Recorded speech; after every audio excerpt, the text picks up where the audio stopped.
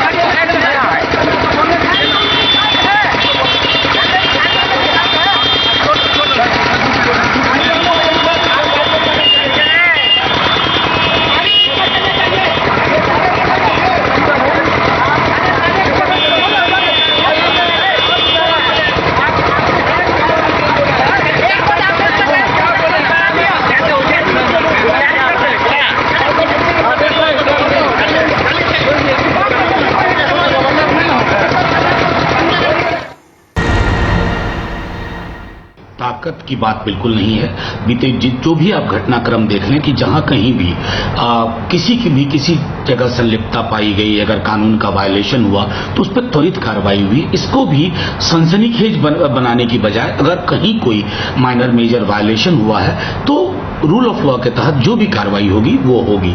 इसमें कोई नहीं, एरोगेंस हमारे विधायकों में नहीं है, हमारे दल के मिजाज में नहीं है, क्योंकि हम लोग तो बहुत ही एक संघर्ष की पृष्ठभूमि से आते हैं।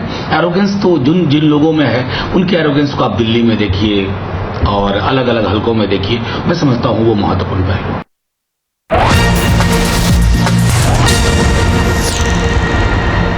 सांप को जितना भी दूध पिला लो डसना तो है ही। किसी भी परिस्थिति में चोर चोरी से जाए, तुम्मा फेरी से न जाए। ये सब लोग पॉलिटिशियन और अपने को आका समझ लिए हैं, नॉर्मल आदमी ही नहीं है, अपने को भगवान समझ लेता है। यदि ये आका हैं तो गरीबी की जिंदगी बदल दो ना। तो इसलिए पॉलिटिशियन के चलते इस देश का बेड़ा गर्क हो चुका है, समाज का बेड़ा गर्क हो चुका है। अब लालू यादव जैसा गुरु वैसा चेला।